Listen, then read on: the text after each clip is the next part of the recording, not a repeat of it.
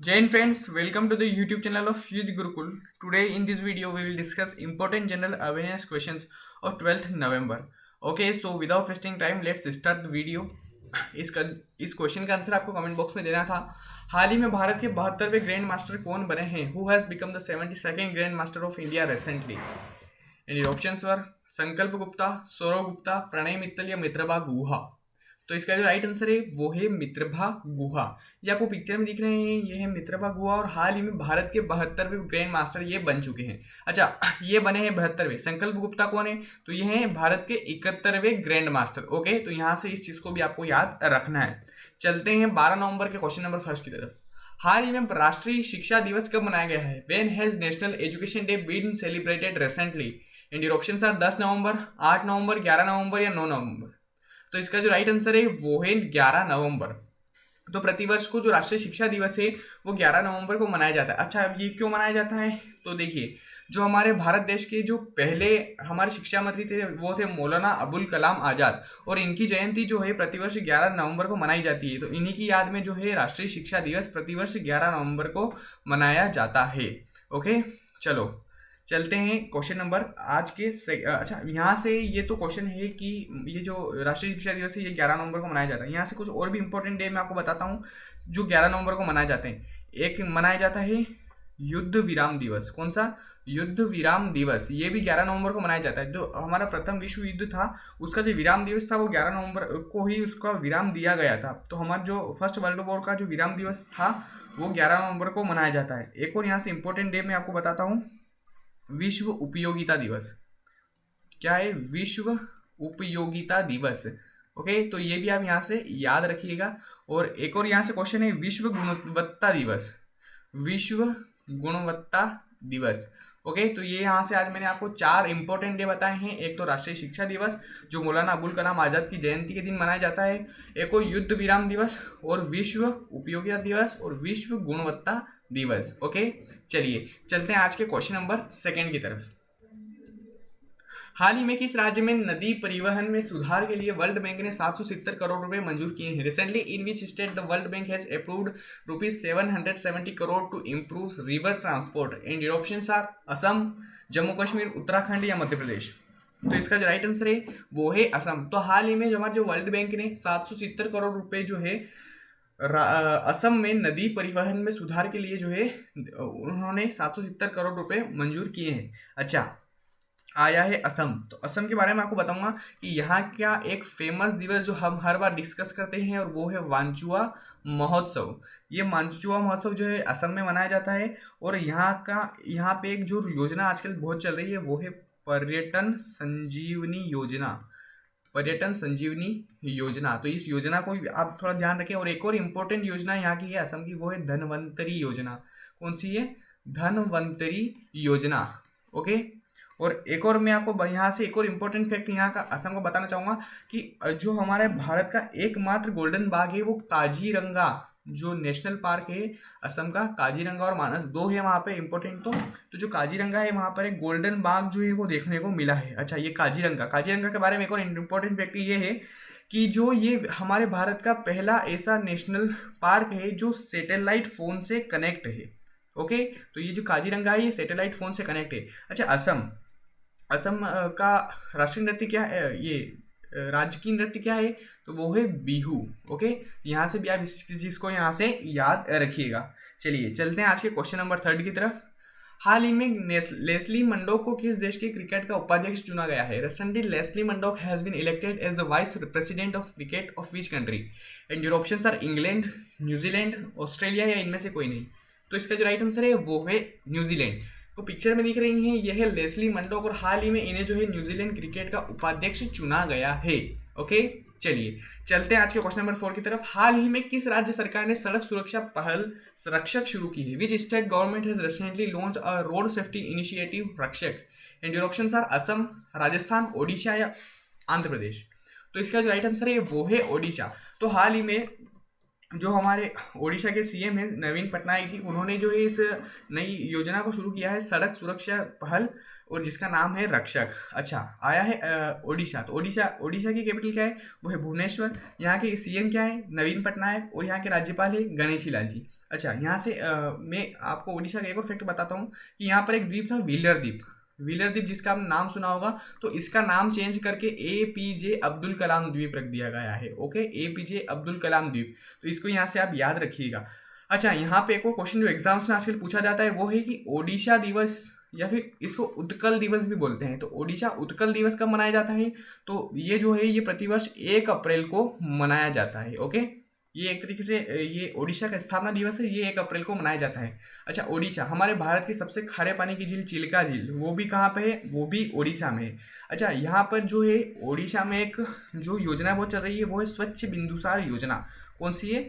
स्वच्छ बिंदु सागर योजना, बिंदु सागर योजना। और यहाँ पर एक और गरिमा नामक पहल, ये जो है ये भी यहाँ पर है, चल रही है, तो इस चीज़ पे भी आप यहाँ पर ध्यान दीजिएगा। चलते हैं आज के क्वेश्चन नंबर 5 की तरफ।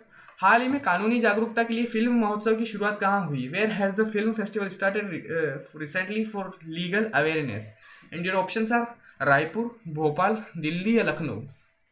तो इसका जो राइट आंसर है वो है छत्तीसगढ़ की राजधानी रायपुर।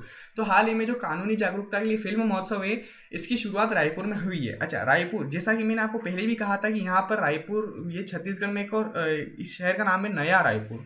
क्या नाम है? नया रायपुर। इसका नाम बदल दिया गया है, वो अटल नगर कर दिया गया है। क्या किया गया है? अटल नगर।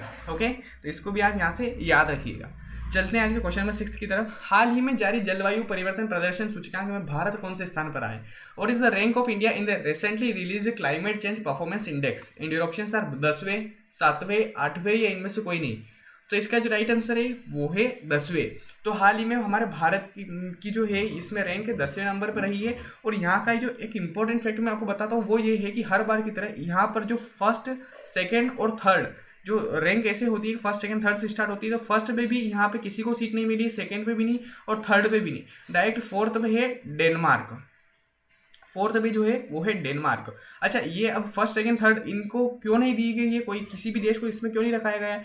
तो क्योंकि किसी भी देश ने जो है कुछ अच्छा काम नहीं किया है जलवायु परिवर्तन के लिए, तो इसके लिए जो है यहाँ पे फर्स्ट सेकंड और थर्ड सीट किसी को भी अलॉट नहीं हुई है। डायरेक्ट फोर्थ नंबर पे है डेनमार्क, और जैसे मैं यहाँ पे 7वां नंबर लिखा है तो 7वें नंबर पे है यूके और 8वें नंबर पे है मोरक्को। ओके, तो ये यहाँ से ये भी आप याद रखिएगा। और हमारे भारत की जो है इसमें 10वीं रैंक है।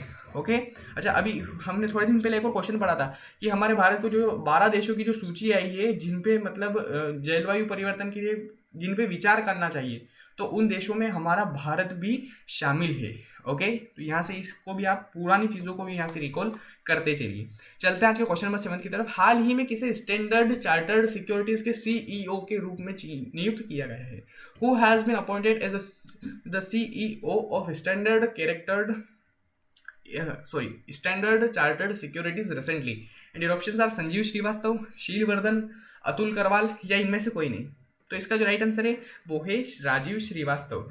तो ये आपको पिक्चर में दिख रहे हैं, ये है राजीव श्रीवास्तव। हाल ही में स्टैंडर्ड चार्टर्ड सिक्योरिटी के CEO के रूप में इन्हें नियुक्त किया गया है। तो जैसा कि अभी हमने आज 2 नियुक्तियां पढ़ ली, एक और तो जो हमारे न्यूजीलैंड के जो उपाध्यक्ष क्रिकेट की वो भी हमने डिस्कस किए हैं, और जो राजीव श्रीवास्तव जी। तो आज की जितनी भी नियुक्तियां होती हैं जिनके क्वेश्चन मैं आपको यहाँ से बताता हूँ, तो उनको आप थोड़ा अलग से नोट कर लीजिएगा। चलिए चलते हैं आज के क्वेश्चन नंबर 8 की तरफ।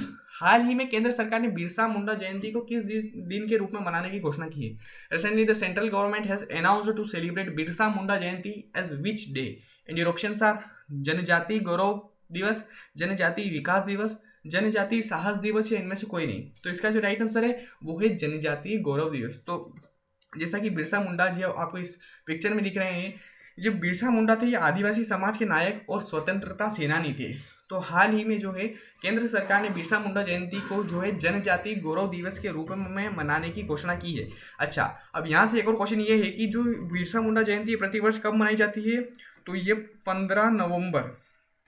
ओके, तो प्रतिवर्ष 15 नवंबर को जो है बिरसा मुंडा जयंती मनाई जाती है। और अब इस जयंती को जो है जनजाति गौरव दिवस के रूप में नाम दे दिया गया है। चलिए चलते हैं आज के क्वेश्चन नंबर 9 की तरफ। हाल ही में देश की सबसे धनी सेल्फ मेड महिला कौन बनी है? Who has recently become the richest self made women in the country? And your options are Prerna Mittal, Roshni Nadar, Nita Ambani या फाल्गुनी नायर। तो इसका जो राइट आंसर है वो है फाल्गुनी नायर। ये आपको पिक्चर में दिख रही हैं, ये फाल्गुनी नायर, ये beauty and personal care segment की जो एक कंपनी है नायका, तो उसकी जो है ये फाउंडर है। और हाल ही में ये देश की सबसे धनी सेल्फ मेड महिला बनी है। इन्होंने हाल ही में शेयर मार्केट में एंटर किया है और जो है इनकी इनकम मतलब इतनी हो गई है कि सेल्फ मेड हमारे भारत की सबसे धनी सेल्फ मेड महिला बन चुकी हैं। ओके, चलिए चलते हैं आज के सेकंड लास्ट क्वेश्चन की तरफ। और इस क्वेश्चन, ये जो आज का बहुत ही इंपॉर्टेंट क्वेश्चन होने वाला है, ये है हाल ही में एमवे इंडिया का ब्रांड एम्बेसडर किसे नियुक्त किया गया है? Who has been appointed as the brand ambassador of Amway India recently? And your options are Akshay Kumar, KL Rahul, Amitabh Bachchan या इनमें से कोई नहीं। तो इसका जो राइट आंसर है वो है अमिताभ बच्चन। तो जो अमिताभ बच्चन जी को एक एमवे इंडिया का ब्रांड एम्बेसडर नियुक्त किया गया है। अच्छा, ये क्वेश्चन यहीं पे खत्म नहीं होता, जैसा कि हम प्रीवियस वीडियोस में भी कुछ क्वेश्चंस डिस्कस कर चुके हैं ब्रांड एम्बेसडर के। तो इसका जो है यहाँ पे एक रिवीजन कराता हूँ मैं आपको। ब्रांड एम्बेसडर के बारे में देखते हैं। तो कृति सेनन एक अमेरिकन वॉच कंपनी है फोजिल, और एक kitchenware Wonderchef program जो था उसकी जो ब्रांड एम्बेसडर है कृति सेनन बनी है। टाटा AIA लाइफ इंश्योरेंस, इन्होंने जो है अपना ब्रांड एम्बेसडर नीरज चोपड़ा जी को बनाया है। एक और यहाँ से क्वेश्चन है कि नीरज चोपड़ा ने जो अभी भाला फेंका था उसकी जो दूरी थी वो कितनी थी? तो वो थी 88.58। यहाँ से इस चीज़ को भी आप यहाँ से याद रखिएगा।